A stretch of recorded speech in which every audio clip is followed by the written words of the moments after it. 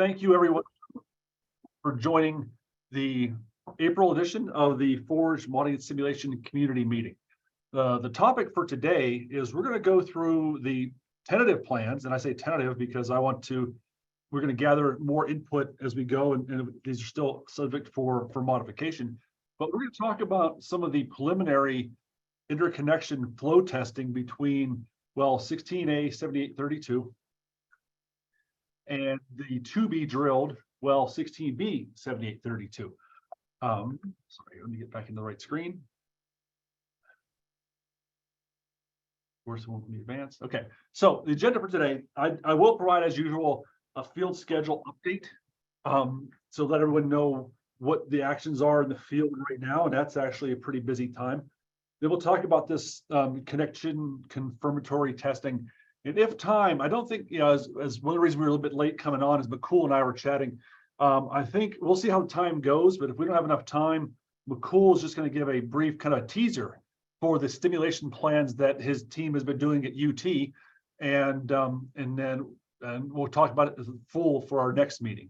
If we don't have enough time today, we'll see how it goes, but I'm expecting a lively discussion for the flow connection testing. So an update from the field. So the permits and approvals, everything has been completed from what I understand. The final path trajectory collision analysis has been completed. They are actually training the drillers, and people are actually, I believe, on site or in the area now or later this week, but they are going to be spudding the well, I believe, April 21st. And I think that's Friday is the day. So that's the last I heard. The nominal separation between A and B will be 100 meters, with B being directly above, nominally above 16A. And the monitoring system for the hydrologic and pressure monitoring systems, flow monitoring systems that I'm going to discuss today, will hopefully, we're thinking maybe we could try to install those next week, but it's looking like it's going to be the first week of May or even the second week of May. But the idea is to get as many as this system in and operating before much of the operations start happening at near reservoir depths. So we'll get into that some more. So here's a sketch or a drawing from the scientific drilling collision analysis and trajectory planning. So in red here, and I apologize, I can't get my system to allow me to do a laser pointer, but hopefully you can see my mouse. This is well 16B here on the left in red, the lower well, 16A, I'm sorry, 16B in, I'm going to stop for a second. 16A is in red, the existing well. That is the true trajectory of the well itself. The blue line above is the planned trajectory for 16B. On the left here is true vertical depth, and that is in feet. So on the right of this is a plan view. So you can see largely there's a little bit of offset at the land surface. They do some directional here, but in a sense it comes right over, and it, for right now it's planned it just to do the best they can to go right above the trajectory of A. It'll be, some difference here and there depending where you're at. And of course, 16B won't be a perfectly straight line as drawn on this map. So it will have some changes and some character to it as well. But normally, 100 meters is the plan, and that is the final. So that's done. So now I'm going to transition to talking about the connection testing between 16A and 16B. Right now, essentially, we're planning for two short-term flow tests to evaluate the connection between A and B immediately after drilling. So the first test will be before casing is even installed. So it'll be when the entire lateral section is open hole. And then a second test will also be conducted after the casing is set. And that casing will be set, normally right now, the casing is planned to be 500 feet from the bottom of TD. So we have 500 feet of open hole at the bottom, and the rest will be cased. So that plan right now would allow us to actually, with this casing plan, if you recall, actually I'll get into it a little bit later. I'll show it later. But so a monitoring system has been designed and ordered. It is actually being programmed right now. Some of the components, they're coming in piecemeal. As I said, hopefully we'll start installing that the first week of May. It might be easier to do it the second week of May. We'll see how that goes. We will be using a pump truck for the initial flow testing. So we don't have a dedicated electric pump on a VFD. Actually, it'll be a Schlumberger pump truck that will come in and be doing this work. And after the flow test is completed, there is additional testing that will be happening in 16B by some of the Forge R&D awardees. I'm not prepared to talk about what that testing will be, but I know some things are planned to happen in there, and it works into the overall site schedule for when the casing will go in and some of the additional testing will happen. Now, so essentially, there's two monitoring systems that I want to discuss. I'm going to split it in two different categories: a long-term monitoring system and a short-term test monitoring system. So, what we've been able to procure are a data logging system that connects into the Wi-Fi at the site. And so for all of the deep offset wells, that being 5632, 5832, and 78B32, those will be instrumented with a high resolution water. Essentially, it'll just be monitoring the water levels in those wells at high resolution. So they're 15 PSI transducers with a 0.08 full scale sensitivity. Pretty high resolution system. We still have a lot of people coming in. Hopefully I'm going to keep going. If you're late, you missed out. And so in addition to that, at 16A, we will also have a high resolution sensor. At these other three wells, it is a submersible pressure transducer. In 16A, we're doing it a little bit differently. And we'll also have a barometric pressure transducer co-located at the 16A data logging site. Right now, I've written I specified the program that'll run these. It'll be collecting 10 samples per hour over the whole long term. And as I said, hopefully we'll have these in here really soon. And these three offset wells, those systems should be able to be in there pretty much all the time. I mean, we may have to take them in and out here and there when we go to do additional deep seismic monitoring, but we'll work through that as cases go. But for the purposes of the upcoming testing, they'll go in here in early May and should be in there throughout the entire testing campaign at the site for the flow testing.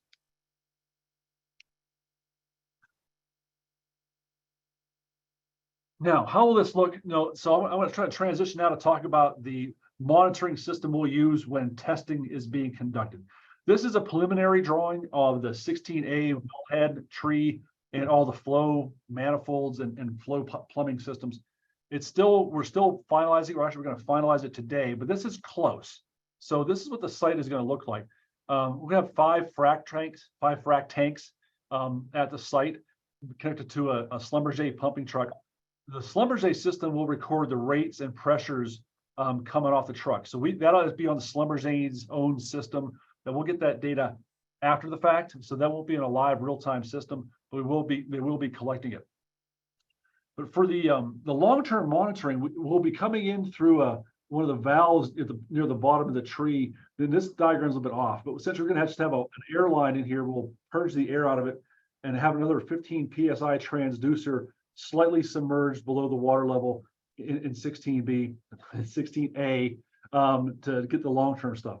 Before we go to do the high pressure testing, this system will be removed and just capped off, and we'll be actually monitoring pressure at the wellhead itself. So we'll be getting pressure also with another high resolution pressure sensor.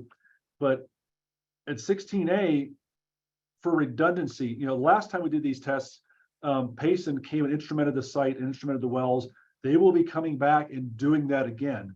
So we'll actually have redundancy in a lot of these sensors. So we'll have pressure measured by both Payson and the Forge team, as well as temperature and flow rate. If we do flow back coming out of the well, we'll get the temperature and flow rate. But we'll have pressure on both systems and temperature on both systems. We've also instrumented, if we do flow back on 16A, we actually did also specify a sampling port that could take the water out at pressure or before the pressure drops on it. And so we can actually cool it and have these samples come out, and we can collect them before any flashing might happen to go to multi-phase.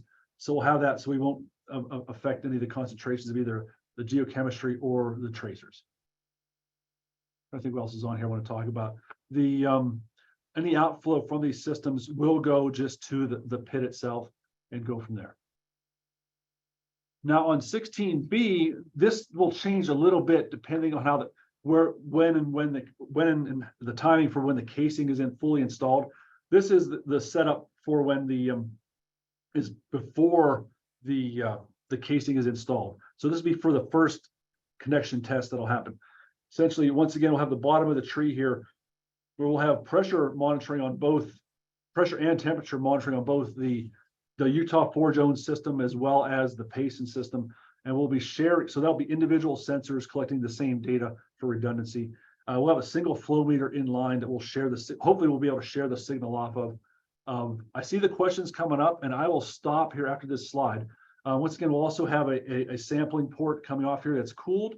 After the flow comes out of this well of B, it will go to a flow back separator, another tank, and then from there we'll be able to collect more temperature and samples if we want and go into the pit. So the question came up there. Jonathan, yes, we can. Well, actually, we can just talk about that. Give me a moment. We'll talk about sampling here in a moment, because there is an opportunity for that. So the question came from Jonathan Aho Franklin about opportunities for other high pressure sampling options. So the pumping schedule, and this essentially comes from, we're still playing. This is still in the works, but this is essentially the first test after drilling, but before the casing is installed, is be a step up test. And then we'll step it back down. So starting at one barrel per minute, then 2.5 and 5 barrels per minute. And I put in parentheses here kilograms per second for those of you that work in scientific units that are SI units. So 2.5, give or take, kilograms per second, 6.5 and 13.25 kilograms per second.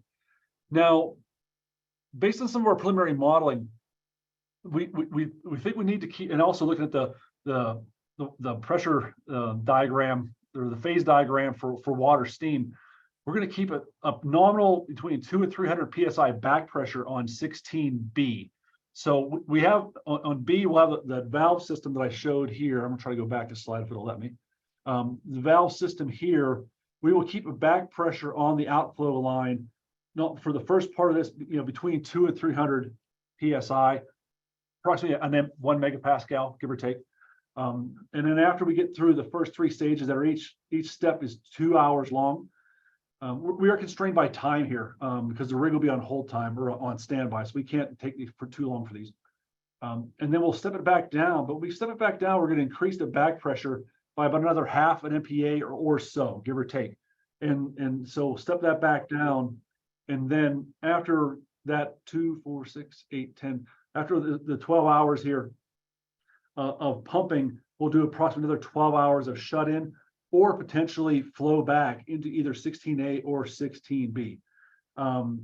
That's something I like to discuss, and I can stop and discuss it now just openly. If everybody wants to weigh in, you can raise your hand.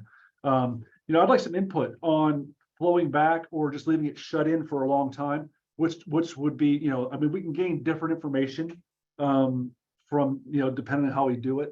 We're still evaluating these back pressures on well 16B. I didn't mention that we do have a hard pressure limit on 16A for the injection. Is that set at 5,000 psi? So we will not exceed 5,000 psi on the injection side of this. Although I expect that we shouldn't come near there. I believe it was around 3,000 psi when we did the shear test before we stemmed it last time, that it took fairly decent amount of fluid at right around 3,000 psi. So I don't expect we'll get to 5,000 psi on the injection side. Moving on here. This is exactly the same table, but we'll do the same test again. So after the casing is installed, we will repeat that same test. And I don't have a slide for it. Let me see. I might pull up look for a graphic if I get a question. But the way the casing schedule is intended to go with the 500 feet of open hole at the toe, will essentially, when the casing is set, if anyone recalls, the 3 stimulation stages that we had in 16A, that casing will actually go past and encase in the section for the 3rd stimulation. It'll actually case that in. So the good news there is we actually can do a little bit of interrogation to learn a little bit more about the first 2 zones and to see if we get the same kind of behavior or different. But we'll also learn a little bit, because there'll be fiber that'll be installed behind that casing and cemented in. We'll be able to see, what kind of strain we might be able to see when we do the second test after the casing is installed, see if we can get all those fibers. So we're also going to be doing a tracer geochemistry suite as part of these tests. So we'll be doing geochemical sampling, and this is at a minimum set of analytes per Stuart Simmons. He's in charge of the geochemistry, and I won't read through all those, but I'll leave them up there on the screen for a while if you want to grab it or take a screenshot. That's a minimum. If we want to add additional analytes, it's probably possible. And Jonathan, to get to your question, I don't foresee a problem with others if they want to collect samples off this system. I'll have to run that through to make sure we get the approval. But I don't see a problem with that. And so if you wouldn't have samples coming out of either one of these wells, it should not be a problem at all. The outflow line, and it also, I guess, depends if you want it, if you're going to take it into a high pressure vessel or if you want them chilled. But we could probably, now is the time. So if you want to speak, like, just come on, unmute yourself and tell me what you're thinking, because we could probably design. We have a final design meeting, or a near final design meeting for the plumbing on the top side later this afternoon. So if you have some input, if we need a high pressure valve, or we could probably have something installed. So I'll get in touch with you and Stuart about this. I'm in a noisy airport, so I don't want to talk for too long. All we need is the plumbing specs and such. And I'll have to talk to the folks who are interested in geochemistry about what we can mobilize. But thanks a lot for making this available. Okay, and if you the one thing I want you, if you could type in here, if you want access before the fluid is chilled, so if you want to take it at pressure, at temperature, and take it into a high pressure vessel, we could probably accommodate that, but we'd have to put an extra valve and a feed in there for you. And that, would just be probably, we'd probably give you something coming from a 1/4 inch MPT, stainless steel line. So think about, I'll talk, anyway, that might work. So the Pete Rose will be in charge of the tracer part of this. The plan is for continuous injection, and for right now it's a 2-naphthalene sulfonate. That's to the same suite of the tracers that was used in the previous ones. It's the same kind of family of tracers. We are designing, as I said, I just kind of mentioned, we're designing a sampling port and chiller to collect the samples before they potentially flash. And right now, the plan for sampling frequency is anywhere between 15 and 60 minutes.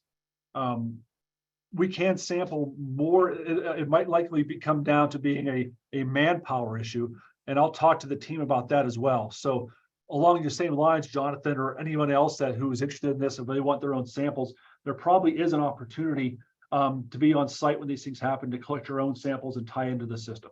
So I see other questions coming in here. I'm just going to read them. So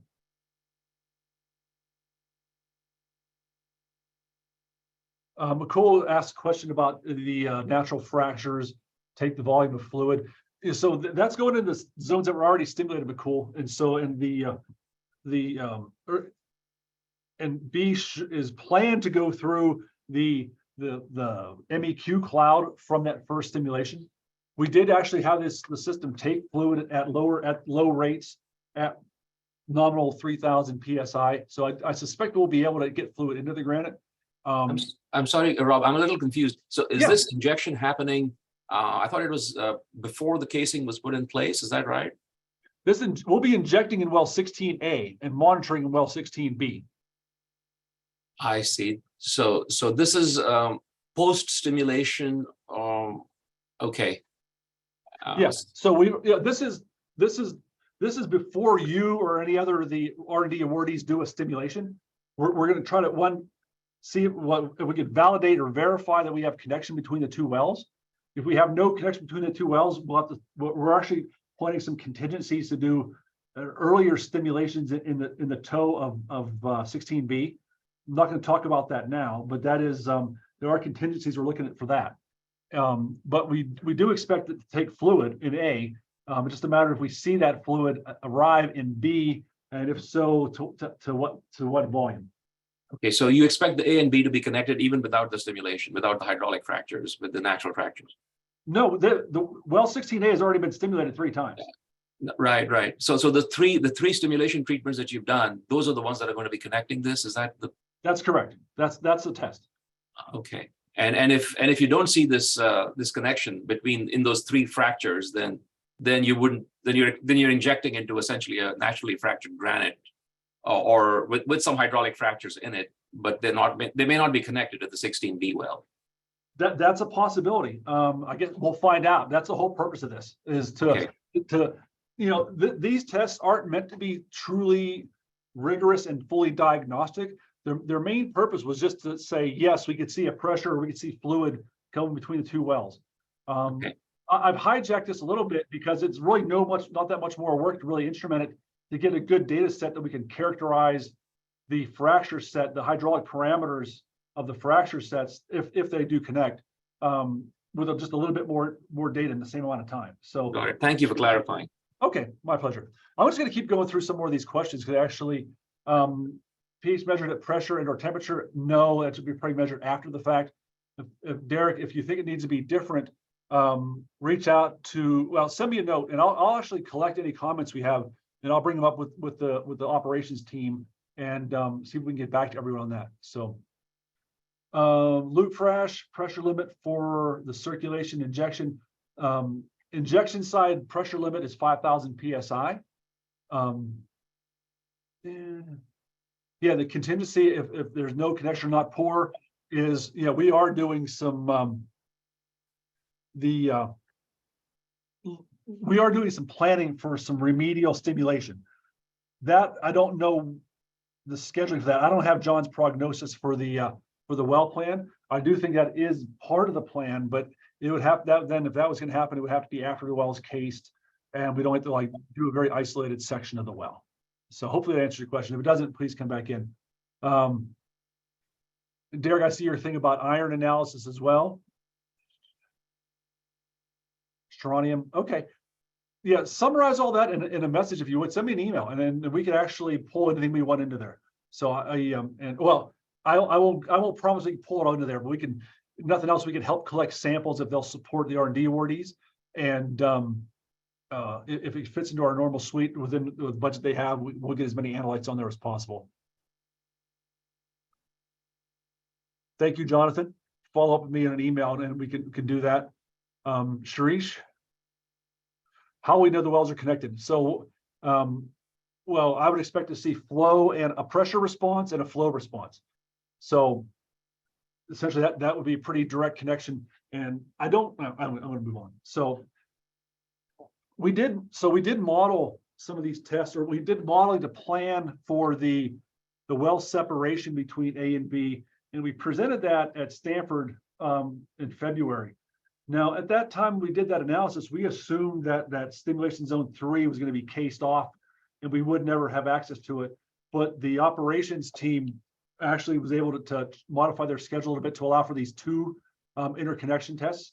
So we're rerunning some predictive models right now to look at scenarios for connection time, pressure responses, not only in between A and B, but also in the offset wells. So I have a few slides that I presented that at Stanford that I can go through and kind of break out where we what we predicted then. This is being updated as we speak. There are models running right now to try to reevaluate some of this. But if you'll indulge me, or I guess let me see if I have other questions here. Okay, I see none.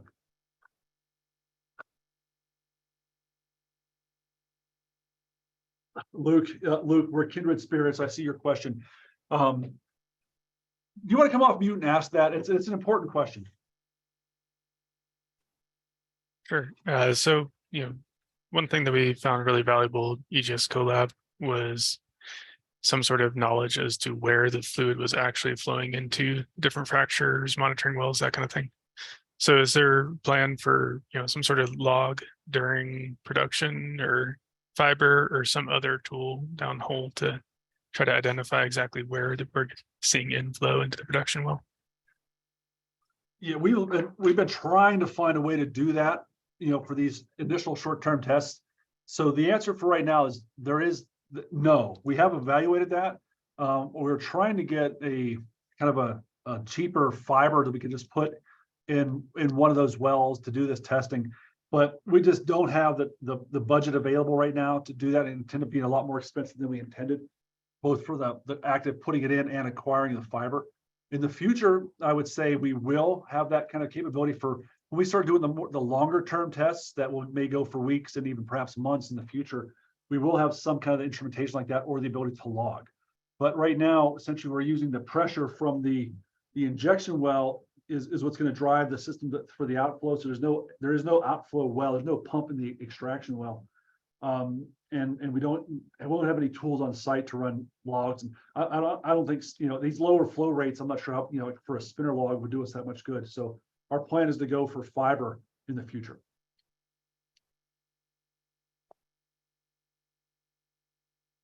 Thanks for the question though, Luke. I agree with you 100%. I'm going to just go through a quick summary of the analysis that we did previously that supports this. Basically, from the MEQs from the previous simulations that were done last April, I'm a very popular guy. Every device I have is sending me notices right now. I apologize.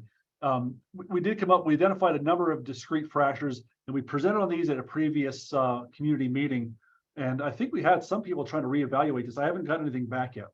And at the time, we weren't sure what the flow rates were going to be for the interwell testing. So we used a straight 10 kilograms per second. So we started out a lot higher, but ended up with with a lower rate than would be the final rate for the test that will happen. But I think the results that we got from the model are still somewhat illustrative and still help guide the process. So won't talk about this too much, but we evaluated a number of different potential well separations between, this is A in gray here, and these colored ones are different separations at 75, 100, and 125 meters. There's the computational domain.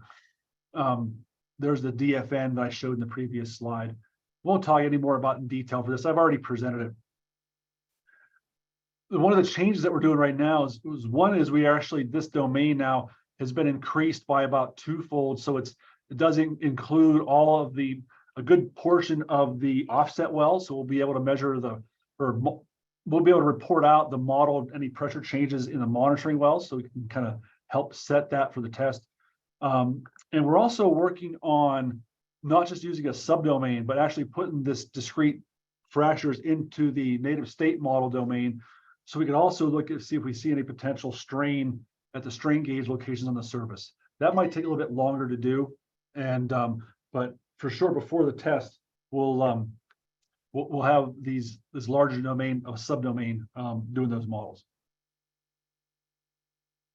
How it all works, essentially, what we're seeing here is essentially these small gray dots or the trajectory of 16A as it goes through the fracture domain.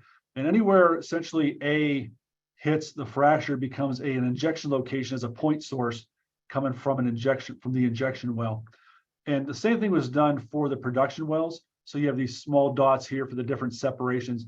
And so wherever you see a dot coming through here will be a potential place where flow will leave through the fracture domain. When you summarize these things, then this was only done for the first two stimulation zones, but the 100-meter separation had 4 sink points, and it had, I believe, just 2 source locations. I believe this number will go up here when we add the third fracture domain into that. We do the outflow via a Pieceman borehole. The inflows are through point sources and sinks. This is kind of some of the just characteristic of some of the results that you get. So the not shown here, we did a whole bunch of thermohydraulic analyses for looking at flow distribution and flow pressure distribution between the perforations, the pipe, and friction losses in the well and the open hole. And our analysis suggested there that the majority of the flow is going to go through the open hole section because there's less resistance because there's with the absence of the perforations. So this is actually a case where the majority of the flow went into this spot here in the bottom of this fracture. This is the open hole zone, and this is the first perforated zone in 16B, in 16A, I apologize. And there's the outflow zone. So you can see you get a pretty robust, interesting distribution of temperature. I don't know what the time is for this snapshot, but essentially that's kind of the results that we got. That's illustrative of all the model results. And this is essentially looking at in-situ reservoir fluid production or conservative tracer production. So this is based off, we did a whole Monte Carlo or stochastic suite of different potential cases for different flow distributions leaving the well. So case one, it was most likely based on the well hydraulics, where 90% of the fluid went in the bottom and 10% went to the first perforation zone. And so that's this case here. And these are different separations. So the solid line is 75 meters, the dashed line was 100, and the dotted line was 125. So this essentially, what you're seeing here is outflow in kilograms per second over 30 days. So slowly comes up. And as this flow drops off of 10, that means the fluid that we inject is being produced. So this is just in situ fluid, essentially. So we're flushing out the system that's there. I see a lot of questions coming on, and I will answer those as soon as I can. I want to finish this thought. But essentially, for a conservative breakthrough here, we're looking to give or take about 8 days for a conservative breakthrough. And for a temperature, came in around 38 days for the thermal starts to decline at these lower flow rates. And this is based off a standard, just a straight 10 kilograms per second. I would also say that these simulation results are based off of a static. They didn't include mechanical feedbacks to the fracture and matrix properties. We did actually start doing some of those, and that's shown here. This is a case for the same case where using a constant permeability for the fracture domain, and that was about approximately 10 to the minus 12 meters squared.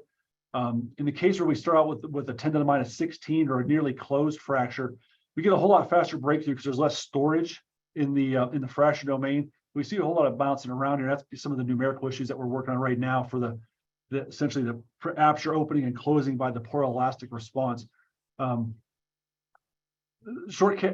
point of the slide is that, with a tighter system, it goes to your question, McCool. The tighter system is if we have connection, we'll expect to see some fluid response a little bit faster if those things are mostly closed or just barely open, as opposed to being sheared and propped with a higher permeability. I would say that this 10 to the minus 12 comes from matching the high injection rates at the late part of the stimulation test, where we needed that high of a permeability in that pressure system to take the fluid at the pressures that we saw. But we know that at the start it could have been considerably lower permeability. I won't read these things here. It says a work in progress, and I'll take some more questions if we want. I'll go through the questions. But we did inform this, where the well, it didn't provide some input to where the well separation should be, and it was chosen to be 100 meters. I don't know if we're going to see tracer breakthrough. If we see perfectly distributed flow through the fracture domain, we won't. If we see short circuiting or channeling of the flow in the fractures, then we'll know that's happening because we'll see response. We may actually see tracer response. Whether we see a thermal response goes along that same kind of an argument. And I would say from the previous modeling is that even at 30 days or even longer, 60 days, the poroelastic effects dominated the THM response. We really didn't see much thermal stimulation at all. Still a work in progress. Something we're still going to be looking at a whole lot closer for the longer term flow tests. That's the end of my slides. I do see a whole bunch more questions here. I'm going to take a look and see if I can just start answering these. Oh, there's that many more. Okay, good. So, well, I guess, Jonathan, yeah, point taken that you have that intervention fiber that we could do for later testing. That'd be great. And we'll look forward to collaborating you on ways to do that. And Colin, as for microseismic being monitored during injection, yes, but we will not be deploying additional downhole sensors. So we'll rely on the system that we have. And I don't know what all that entails. I know there's a surface system. And I know there are several more permanently installed downhole systems, I believe. But we will not be deploying, say, a Schlumberger multi, 10-level thing in all the offset wells. The fracture planes, Hongyu, that I showed, that they were actually constructed. You want to come off mute and ask your question? I don't understand how you wrote it there. Yeah, I mean, I saw some outcome of those fracture plan construction, like 15 different types of fractures, right? And wonder, because we really want to analyze some test data, but we couldn't find really catalog. So wonder whether actually these data really based on geophone data rather than DAS data? It's based off the Hypocenter catalog. I believe the DAS may have been part of that, but it's the complete catalog. So I would say it's not based on one or the other, but everything that the seismic team made available publicly. So you have the same data set that I have, essentially, or have access to it. So, okay, I mean, yeah, when I try to download that, probably some large number of data, like a couple terabytes, so I kind of hesitate to download them all, but okay. Well, there's a different submission in there. We made a special submission a few months ago that only included, and it was a kind of a cleaned up set that only included the points we used to build these planes. For the community, if anyone to go out there and try to make their own realization of these fractures, that we were inviting people to do so, and we actually, if we can, we'll take some of those in and do simulations based on other realizations or other interpretations of these data as well. So Okay, take a look through the GDR. If you can't find it, send me an email and I'll find the link for you. yeah, okay, yeah, I will send you email. I tried to find out, but I couldn't find it probably. It can be difficult, and the wiki page that's linked off the Utah Forge website sometimes can be a little bit easier to find things through. So you might want to check there as well. But if Okay, nothing else, yep. it hurts to send me an email. Yep, thanks. Okay. I'm just going to keep reading questions.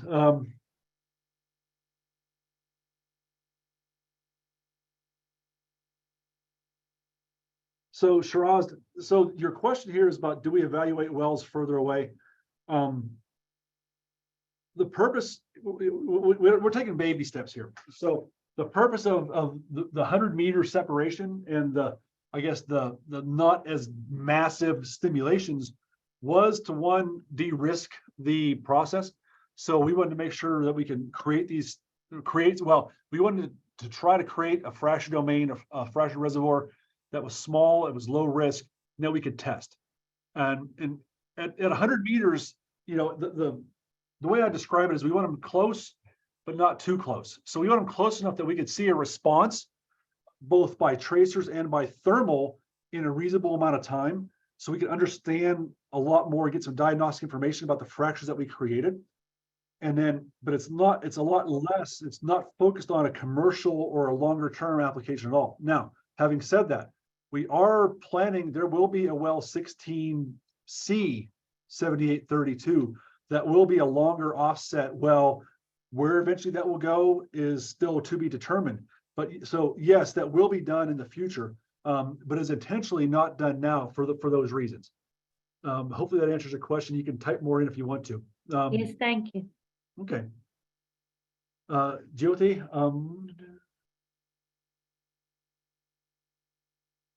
so the question, if we find connections between A and B, will we say that between their natural or stimulated fractures? I would argue that by design, the first two stimulation stages targeted stimulating and enhancing the natural fracture system. And I believe that the fracture modeling support that assertion, where we stimulated the natural fractures, largely, I would say, because of the slick water that was used. Now, the third stimulation, the third stage, used a high viscosity fluid, and I think was more of a tensile failure or tensile fracture being here. And so it was a lot narrower band of the seismicity. We intend to test that all right now. So, well, that's our assertion anyway. So can we say whether it's from natural or stimulated or unstimulated? I would say that pre-stimulation, these rocks would not take any fluid at all. We lost no fluid during drilling. Things are very tight, and we even tried some of the early stimulations. It was fairly difficult if we didn't hit it in the right way. So I would say if we see flow between the two, that I would assert that we had some impact by the stimulation procedures that we created. I'm open. You can challenge me on that if you like. So, Jonathan, I see your question about 16B op schedule. I don't know. John would be the person to talk to. I don't know if he's on here today. I did talk to him earlier this morning. I will be meeting with him again this afternoon. If there are questions, specific questions you want to like, just shoot me an email and I'll just go through them all this afternoon at one time, and I can just get feedback to the whole team here. So anyway, I don't know. I think it's largely the same, but I don't want to speak for him.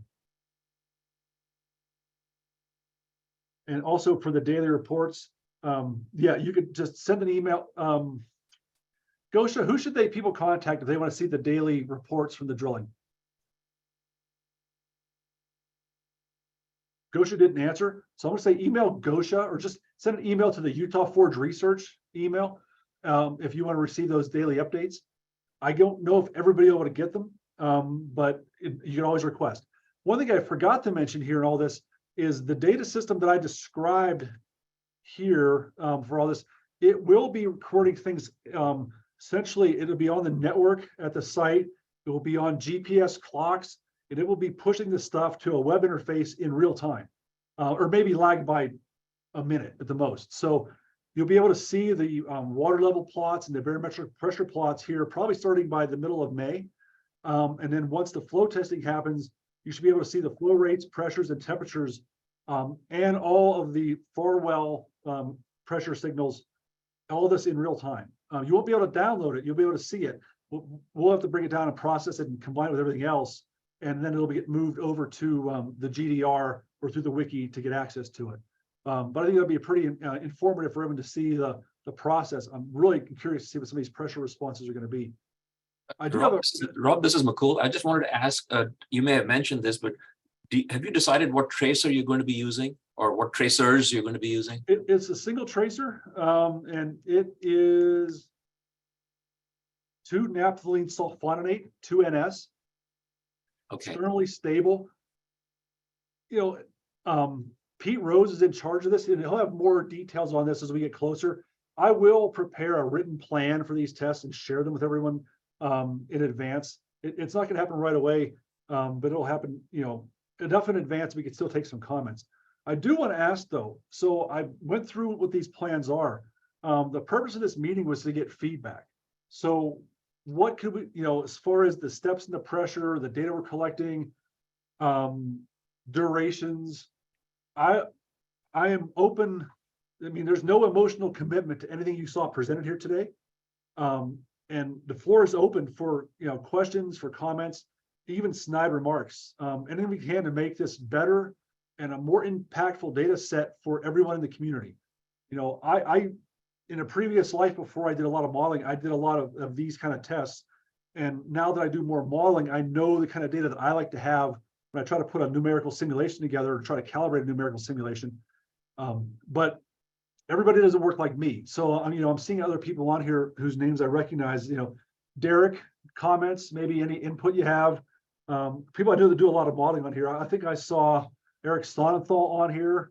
I'm just going to call you guys out. And since we still have a little bit of time, McCool, I think we're going to run too short for you to be able to give your whole presentation. I am going to ask you to give a teaser though, if you want to here in a moment, but Sure.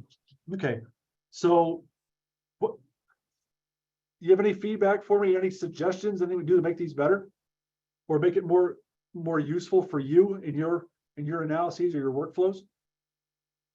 Well, one thing I would suggest is that when you have a two-phase flow, when you have things flashing and condensing and vaporizing and so forth, the analysis of the tracers obviously becomes much more complex.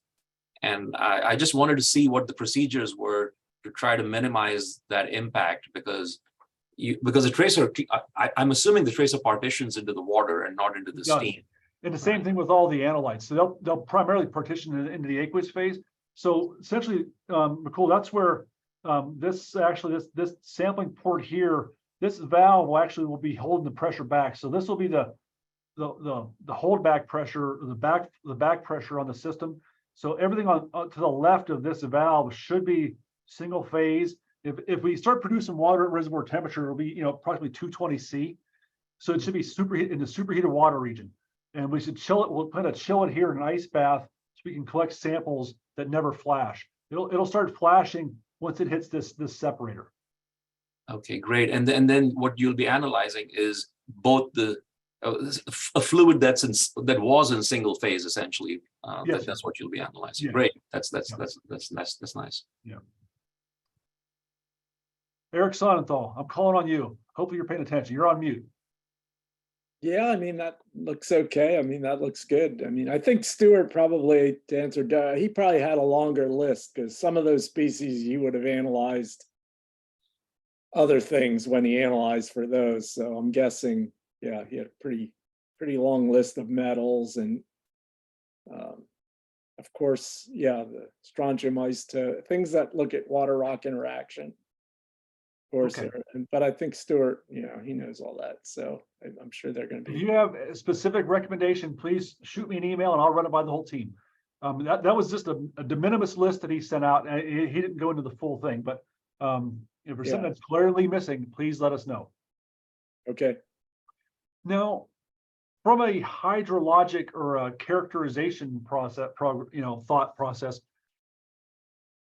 our thought was that, when we come into these different steps, we will see a pressure response and we'll see a curve, and not only in the injection well, but also in the production well in B, and maybe even in our far distant wells.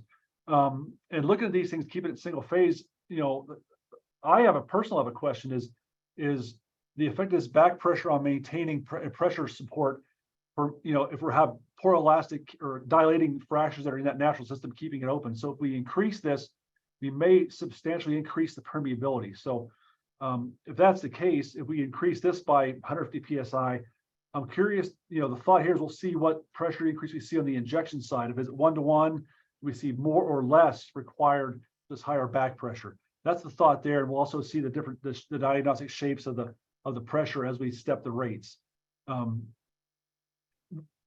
Does anyone have a thought or a recommendation for flowback after pumping ceases? Or should we just shut them in and watch? Should we continue to flow out of B after we stop pumping into A, or should we shut in B and do backflow out of A? I'm curious, has anybody any thoughts on that?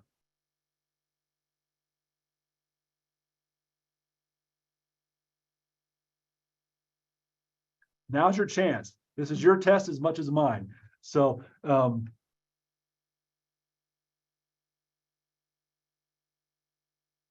one thing we found to be particularly useful in injection wells in West Texas is the pressure transient response of these wells.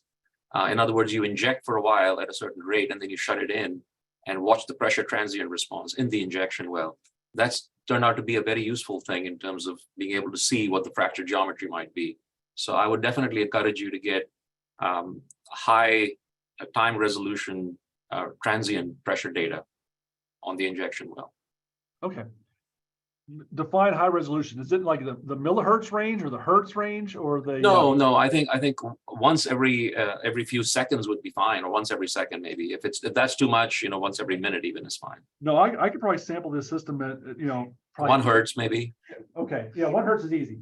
Okay. I could probably even do 10 hertz if we had to, but then it gets that does overrun memory pretty quick. So I don't want to swamp the data, the network at the site. Yeah, I mean, and once every few seconds will be fine.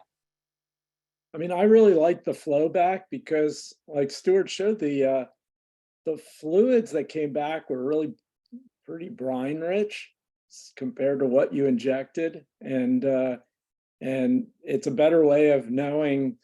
You inject some fluid, it reacts with the rock, it picks up so much fluid from the fractures, but also from the rock matrix, which helps you tell kind of that fracture matrix interaction. Then you pull it back, so it's a little better than for the kind of reactive transport, understanding the surface area, maybe than the well-to-well communication. Yeah, the one thing I thought about, Eric, is that if we flow back into A, because we did the one flow back test into A already, and it was really enriched, right?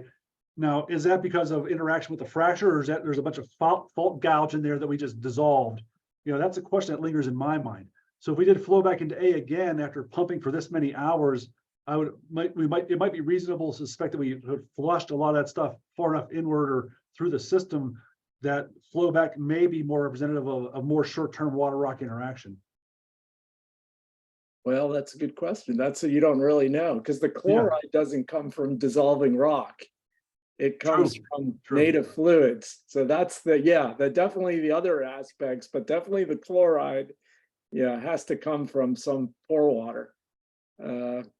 Yeah, Okay, so well, then you have to have enough pressure that you can flow back enough that you can, get all the water from the volume of the well. But you obviously did that before, so. right. So, I see a few more questions in here, some suggesting no flow back. Some, like Eric, I hear your comment and I agree with you. Other things for flow back if seismicity is observed.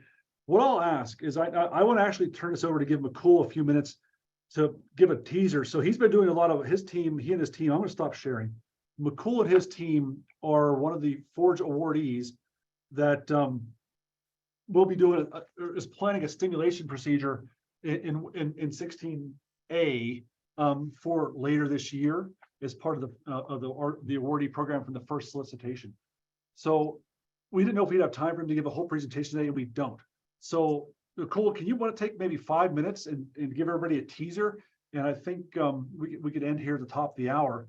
But for all you that didn't give me comments or have thoughts, just send me an email personally, and I'll type my email address into the chat once McCool gives his presentation or starts his presentation. And yes, no comment is off limits. So I mean, I'm thick-skinned, so please just give us any input we can. This is our test. Ours is in the community. So I'll stop talking. McCool, let you give a teaser, and I thank everyone for their feedback today from what I just presented. Well, thanks, Rob. Appreciate the. I really wanted to give you all some feel for what we're doing in terms of doing the design of the completions and the hydraulic fractures in the 16A well when we do stimulate this well. Obviously, we've done some open hole fracks in the well, but what we've done over the past few months is built a DFN model for the site based on all the prior work that was done by Rob and his team and others. So we've built that the DFN model. We are now we have a model that allows us to study the effect of these natural fractures on the propagation of fractures of hydraulic fractures in multiple clusters. So we've assumed a certain number of clusters, let's say 3 or 5 or 7 or 8 clusters, and with a certain spacing in between them, and modeled proppant transport and fluid partitioning into these different fractures. In other words, how much proppant and how much fluid goes into each of the clusters of perforations based on a particular pumping schedule.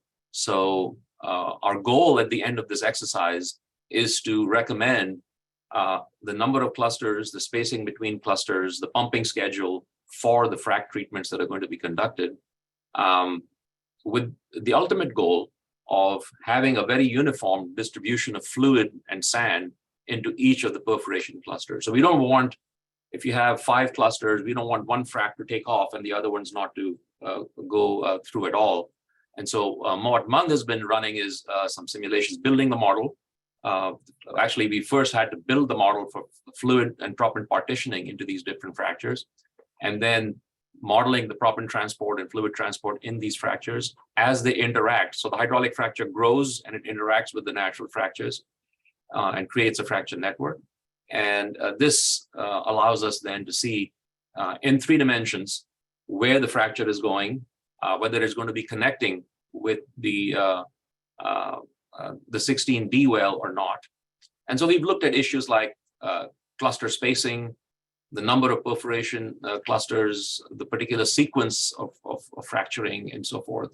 And without getting into any of the details, I can show you that we've actually done quite a bit of this modeling and taken into account a lot of the interaction between hydraulic fractures and natural fractures. When does it go through the natural fracture? Where does it deflect along it, and so forth? So there's quite a bit of work that's been done. I won't have the time to go through it in any detail.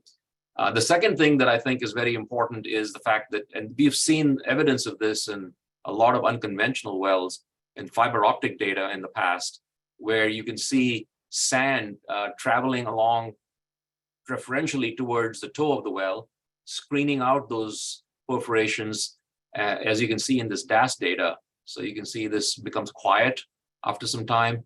And as a result, you tend to get heel-dominated fractures in many of these cases.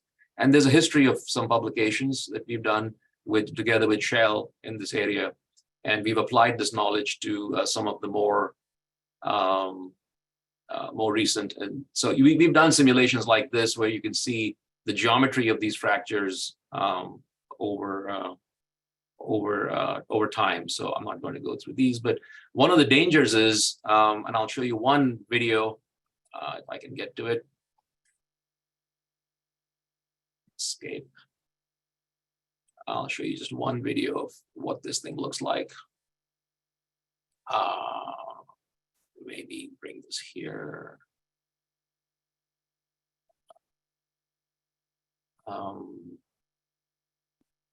So is this, which one is the video? Here's the video, right? So let me play this and show you what would happen. So you can see the geometry of these fractures under different conditions. And we have some turning of the fractures and so forth, but you tend to get fractures that are propagating towards the 16B well and intersecting with it. And so we can see what kind of intersection we get with this if you do different sequences of injection of these fractures. So we've done quite a few simulations like this with different number of perforations, different number of clusters and so forth. And we will present the details of all this.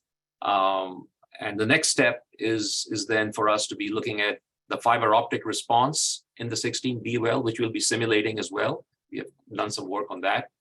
That's another student that's working on that. The microseismic response, so we get the microseismic response based on the simulations, as well as the pressure response and the tracer response in the 16B well when you do the cased hole stimulation of the 16A well. So that's a very quick summary. My goal in presenting all this to you, maybe at the next month's session, will be to get your feedback and your comments on what we should be doing, how we should be thinking of the stimulation, what kind of results would you like to see, and what kind of stimulation treatments should we design? Should we change? Because there's a wide variety of things that we can change. We can certainly change the number of clusters, the spacing between clusters, the pumping schedules, and so forth. So there's a large number of things to be changed. And we would like to be able to accommodate everybody's research objectives when we do these multiple stages of stimulations. But we can simulate that and give you a reasonable idea of what this might look like as we go forward. So we've done a very large number of simulations, and we're happy to do more based on any feedback that we get on this. So the sooner we get this before you, the more ideas that'll generate in your mind, and hopefully get some feel. So my time's up, so I'll stop sharing here. Thank you, Mukul, and I appreciate your brevity. I apologize how the timing went today. Questions or comments from Mukul? We'll have a good, exciting topic for next time for sure.